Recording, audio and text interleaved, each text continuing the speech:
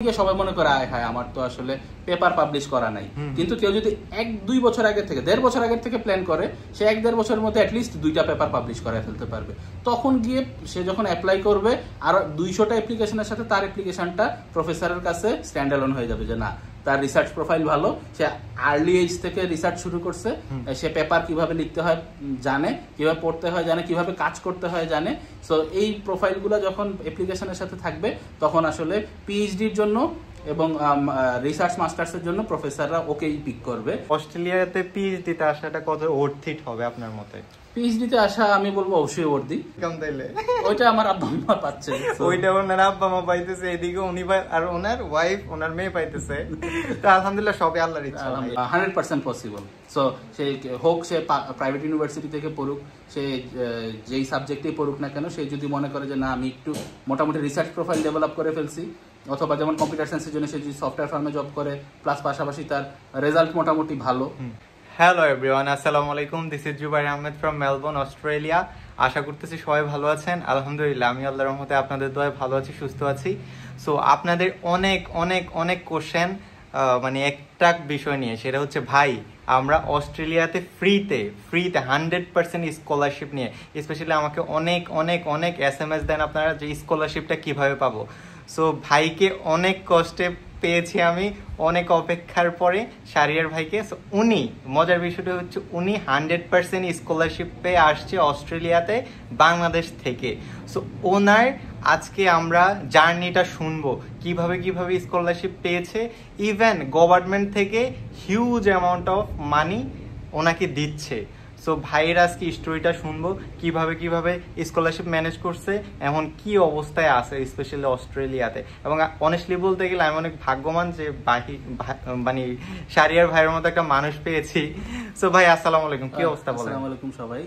Thank you Zubair অনেক বেশি বাড়ায় বলছে আমার সম্পর্কে, যদিও এরকম না। আর জোবাইর অনেক হয়তো গ্রাউন্ড টু আর্থ এর জন্য আমাকে বলতেছে, বাট জোবাইরের টাইমে আসলে পাওয়া যায় না, সেই মোর বিজি। না না ভাই। সো এনিওয়ে, আচ্ছা শর্ট করার ট্রাই করি। প্রথমত হচ্ছে স্কলারশিপ পাওয়ার জন্য মূলত এখন যেটা অস্ট্রেলিয়াতে পিএইচডির জন্য, আমি যেহেতু পিএইচডি করতেছি RMIT ইউনিভার্সিটিতে, আমি কম্পিউটিং স্কুলে পিএইচডি করতেছি, কম্পিউটিং টেকনোলজি স্কুলে। সো আমি এখন 3rd ইয়ারে আছি। সো আমার জার্নিটা বা স্টার্টিংটা যদি আমি বলি, বিষয়টা হচ্ছে যে আমি বাংলাদেশে একটা পাবলিক ইউনিভার্সিটিতে শিক্ষকতা করতেছি। সো আমি ওখান থেকে শিক্ষা ছুটিতে আছি এখন। ভাই ইফ ইউ ডোন্ট মাইন্ড যদি আপনার ব্যাকগ্রাউন্ডটা একটু বলতেন। হ্যাঁ, আমি কম্পিউটার সায়েন্স এন্ড ইঞ্জিনিয়ারিং এ অনার্স মাস্টার্স করা বাংলাদেশ থেকে।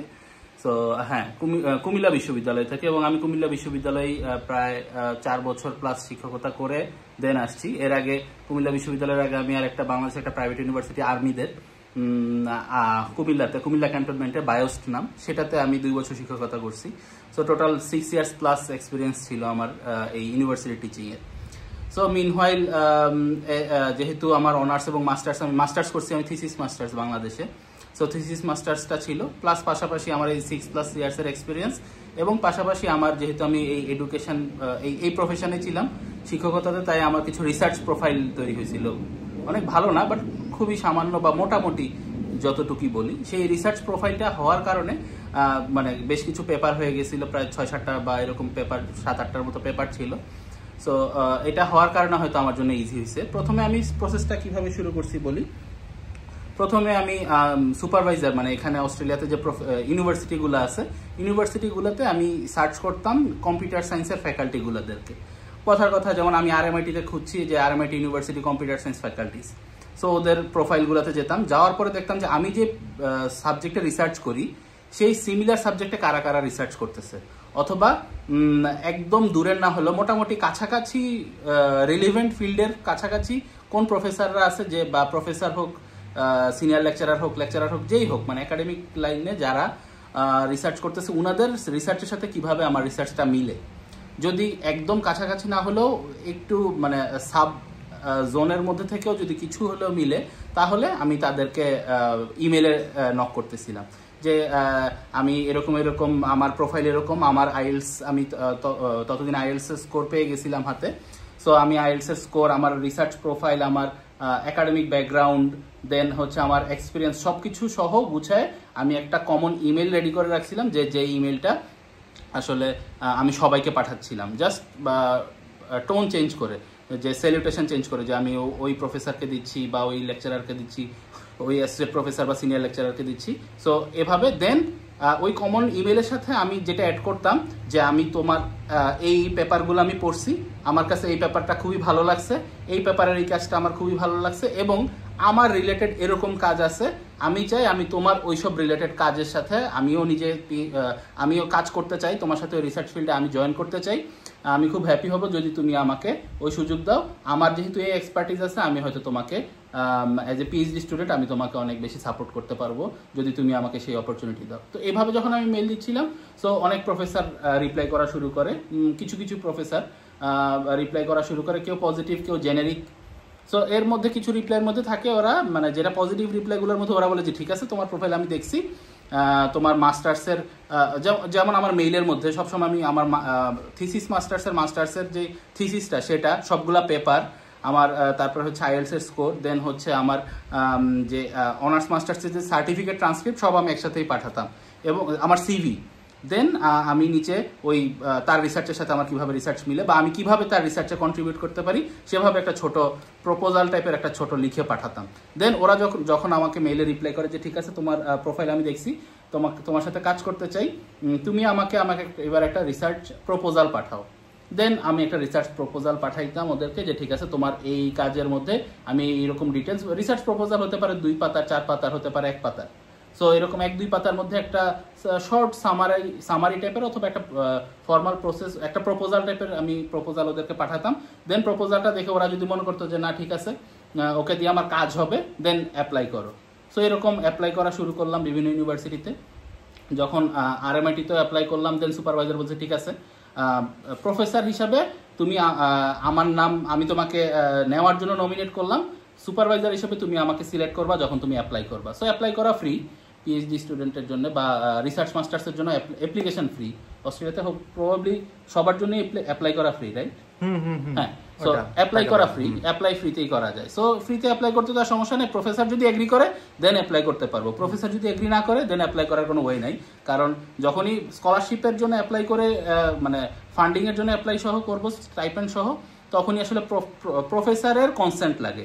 সো প্রফেসর যদি গ্রিন সিগন্যাল না দেয় বা হ্যাপি না হয় আমাকে নিয়ে প্রসিড করে, তাহলে প্রফেসর মানে আমি অ্যাপ্লাই করতে পারবো না, মানে আমি অ্যাপ্লাই করলেও সেটা ক্যান্সেল হয়ে যাবে। একটা পর্যায়ে প্রফেসরের কনসেন্ট লাগে, প্রুফ অফ কনসেন্ট লাগে, সেই প্রুফটা প্রফেসর দেয়।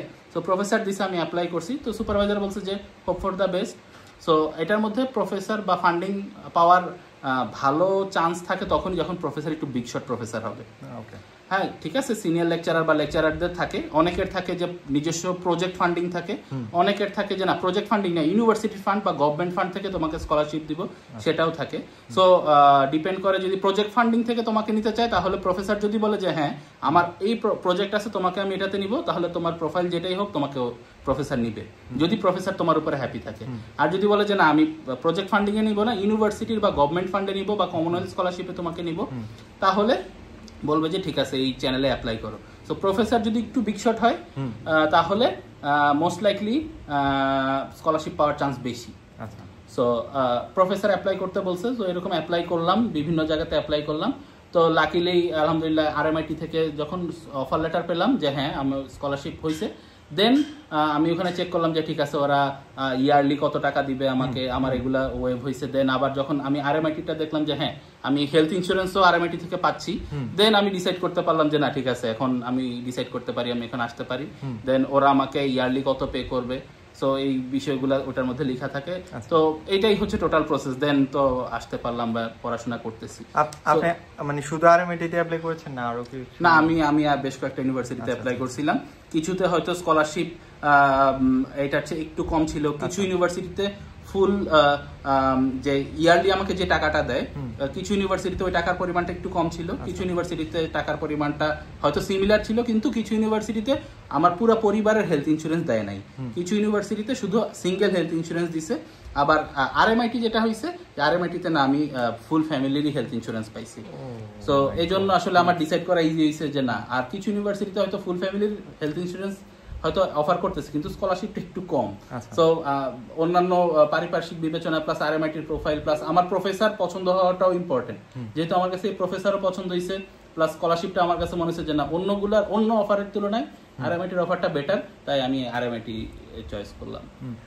এর মধ্যে আমি এই মিনহোয়াইল আমি আসলে শুধু অস্ট্রেলিয়াতেই অ্যাপ্লাই করি নাই, যেমন নিউজিল্যান্ডের ম্যাসে ইউনিভার্সিটি থেকে একটা অফার পাইছিলাম, দেন জাপানের মনোবসু যেটা ম্যাক্স স্কলারশিপ সেটার অফার পাইছিলাম, আর হচ্ছে মালয়েশিয়াতে একটা ইউনিভার্সিটি, এটা সানো ইউনিভার্সিটি, এটা প্রাইভেট ইউনিভার্সিটি, ওখান থেকে অফার পাইছিলাম। মানে আমি আসলে সব জায়গাতে অ্যাপ্লাই করতেছিলাম। সো এর মধ্যে যখন জাপানেরটা আমি মোটামুটি শিওর ছিলাম যে যাব, যেহেতু খুব প্রেস্টিজিয়াস স্কলারশিপ। এর মধ্যে যেহেতু আরএমআইটির এটা পাইছি, তখন আমার কাছে কান্ট্রি ওয়াইজ যেহেতু language English, so country wise সকল পারিপার্শ্বিক বিবেচনায় আমার কাছে মনে হচ্ছে যে না Melbourne might be a better choice. So plus প্রফেসরের রিসার্চ এরিয়া প্লাস প্রফেসরের অ্যাটিটিউড বা উনি কতটুকু ওয়েলকামিং সবকিছু মিলে, প্লাস হচ্ছে এখানকার কালচার, স্পেশালি অস্ট্রেলিয়ার পিএইচডি কালচার, এই সবকিছু মিলে আমার কাছে মনে হয়েছে যে না Melbourne might be a good choice. So এই জন্য আসলে দেখা যাচ্ছে যে এখানে আমাদের 2 বছর কোটি টাকার মতো খরচ হবে, ভাই উল্টা কোটি টাকা পাইতেছে। এমন কথা হইতেছে ভাই এত প্লেস থাকতে আপনি কেন অস্ট্রেলিয়া মানে চুজ করলেন এবং মেলবোর্নে আসলেন? এটা খুব স্ট্রেট ফরওয়ার্ড যে আমার যেন যেই স্কলারশিপ পাচ্ছি, আমি কোটি টাকা পাচ্ছি কিন্তু কোটি টাকা তো আর থাকতেছে না এখানে, বাসা ভাড়া আমার লিভিং খুবই এক্সপেন্সিভ। আচ্ছা, তো এখানে আসার কারণ হচ্ছে যেই স্কলারশিপটা আমি পাচ্ছি এটা দিয়ে খুব ভালোভাবে খুব রাজকীয়ভাবে চলা না গেলেও চলাফেরা করা না গেলেও যে স্কলারশিপটা ওরা মানে ফোর্টনাইটলি দেয়, মানে 14 দিন পর পর পে করে, সেটা দিয়ে আমি অ্যাটলিস্ট বাসা ভাড়া দিয়ে একটা বাসা ভাড়া নিয়ে, আমরা কিন্তু ভাইয়ের বাসায় আছি আর কি, তো ভাই এখানে ফ্যামিলি নিয়ে থাকতেছে আলহামদুলিল্লাহ। হ্যাঁ, বাসা ভাড়া নিয়ে ফ্যামিলি সহ মানে বউ বাচ্চা সহ মোটামুটি সার্ভাইভ করার মতো হ্যাপিলি অ্যাটলিস্ট আলহামদুলিল্লাহ ওইটুক সার্ভাইভ করার মতো এনাফ সুযোগ আছে। প্লাস পড়াশোনার যে কালচার, মানে অতিরিক্ত পড়ার প্রেশার ওইরকমও দেয় না, বাট খুব কমও না। সো অ্যাটলিস্ট একটু ফ্যামিলিকে টাইম দেওয়া প্লাস পাশাপাশি পড়াশোনাতে এনাফ মনোযোগী হওয়া, আবার ওই যে স্কলারশিপটা ওরা দিচ্ছে এটা দিয়ে মোটামুটি চলে যাওয়া। সো সবকিছু মিলে একটা হয়তো ভালো সাম্যাবস্থা তৈরি হয়েছে দেখে আসলে অস্ট্রেলিয়া সিলেক্ট করা। বাট যে কোটি কোটি টাকার বিষয় ওগুলো সেভিংস হচ্ছে না কিছু। না এখন ভাই কথা হইলো আমাকে আরেক ভাই বলছে উনি নাকি আসার সময় প্লেন ভাড়া পর্যন্ত ইউনিভার্সিটি দিয়ে দিয়েছে। আমি ও মাই গড, তাহলে তো ভাই আপনার 1 টাকা খরচ হয় নাই? না, আল্লাহর মতে খরচ হয় নাই, 1 টাকা নট এ সিঙ্গেল। না, খরচ হইছে আসার সময় আমি ফুল ফ্যামিলি যখন ভিসা অ্যাপ্লাই করছিলাম তখন $700 মতো খরচ হয়েছিল। ও মাই গড, আমাদের 3 জনের। এটা তো কোনো টাকা না ভাই, এই ভিসার অ্যাপ্লিকেশন আমাদের 3 জনের জন্য $700 খরচ হয়েছিল। হেলথ দেশে যে হেলথ চেকআপ, ওখানে মানে কত কিছু খরচ হয়েছিল 3 জনের। ওইটা 7 ও 3 জন, একজনের 7000 থেকে মানে 15,000 বা এরকম খরচ হয়েছিল, 10-15,000 বা এরকমই। আর এই তো, আর প্লেন ফেয়ারের যেটা ওরা একটা রিলোকেশন অ্যালাউন্স দেয় আরএমআইটি, এটা হচ্ছে অনেকটা কমনওয়েলথ ফান্ডেড, তো মানে গভর্নমেন্ট ইউনিভার্সিটিকে দেয়, ইউনিভার্সিটি আমাদেরকে দেয়, বিষয়টা এরকম। সো আমি রিলোকেশন অ্যালাউন্স পাইছিলাম 2 জনের জন্য, যেহেতু আমার বাচ্চা তখন এইজ কম ছিল, ওর জন্য টিকিট লাগে নাই। সো আমি আর আমার ওয়াইফের যে প্লেন ফেয়ার সেটা মোটামুটি কত 80% এর মতো পাইছি, 20% এর মতো নিচ থেকে। মানে ওরা তো একটা স্ট্যান্ডার্ড অ্যামাউন্ট দেয়, আমি যেহেতু ইনস্ট্যান্ট টিকিট কাটছিলাম আমার টিকিটের প্রাইস অনেক হাই ছিল। সো ওরা বলছে যে ঠিক আছে তোমার টিকিটের প্রাইস হাই হলেও আমরা যেটা স্ট্যান্ডার্ড সেটা দিব, ওইটা ওরা দিছে।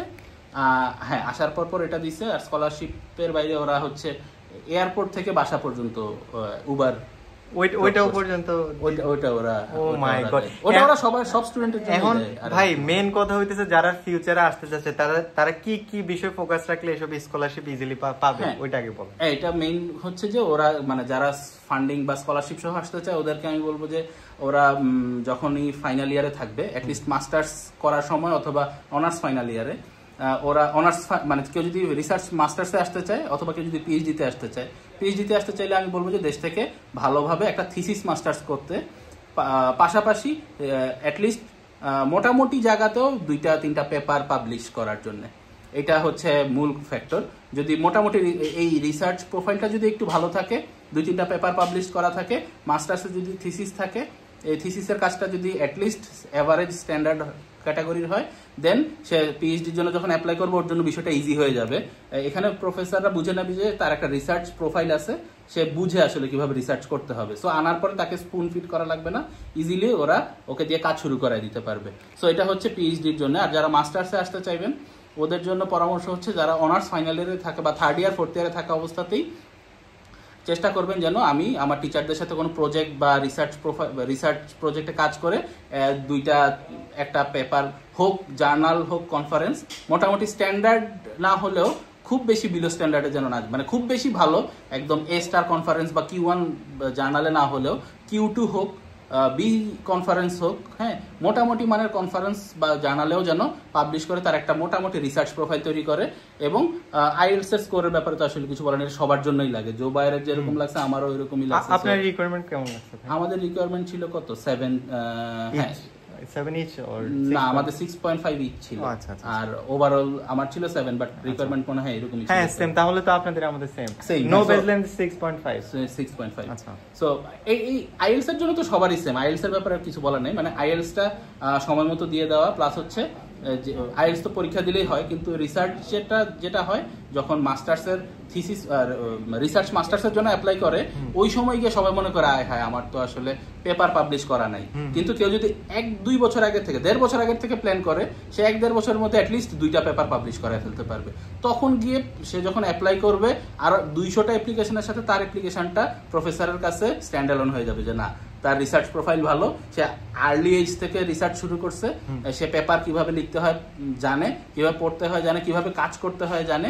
সো এই প্রোফাইলগুলো যখন অ্যাপ্লিকেশনের সাথে থাকবে, তখন আসলে পিএইচডির জন্য এবং রিসার্চ মাস্টার্সের জন্য প্রফেসররা ওকেই পিক করবে, যে যার রিসার্চ এক্সপিরিয়েন্স নাই, যার পেপার পাবলিশ নাই, তাকে আসলে প্রফেসর তখন সেকেন্ড ক্যাটাগরিতে রাখবে। সো নো ওয়ান্ডার যে এত বেশি চাইনিজ স্টুডেন্টরা কেন আসে বাংলাদেশি স্টুডেন্টের চেয়ে বেশি, এত বেশি ইন্ডিয়ান স্টুডেন্ট কেন আসে, বাংলাদেশি কেন কম আসে, শুধু এই কারণেই ওরা আগে থেকে প্ল্যান করে, আমরা আগে থেকে প্ল্যান করি না। সো ওরা যেহেতু মাস্টার্সে আসার জন্য, অনার্সে যদি আমরা আগে থেকে প্ল্যান করে রিসার্চ প্রোফাইলটাকে একটু ভালো করতে পারি, একটু খুব বেশি আহামরি না। আর মাস্টার্স পিএইচডিতে আসতে হলে যদি মাস্টার্স লেভেলে যদি একটু পেপার থিসিস করতে পারি, প্লাস হচ্ছে একটু ভালো মোটামুটি স্ট্যান্ডার্ড লেভেলের 2-1টা পেপার করতে পারি, তাহলে স্কলারশিপ পাওয়াটা ইজি হয়। আচ্ছা, অনেক ভালো সুন্দর সুন্দর কথা বলছেন। এখন আপনার কাছে শেষ প্রশ্নটা হইতেছে, অস্ট্রেলিয়াতে পিএইচডিতে আসাটা কত ওর্থিট হবে আপনার মতে? পিএইচডিতে আসা আমি বলবো অবশ্যই ওর্থি। কারো যদি মনে করে যে না আমি মাস্টার্সের পর পিএইচডিতে আসবো, হুইচ ইজ গুড,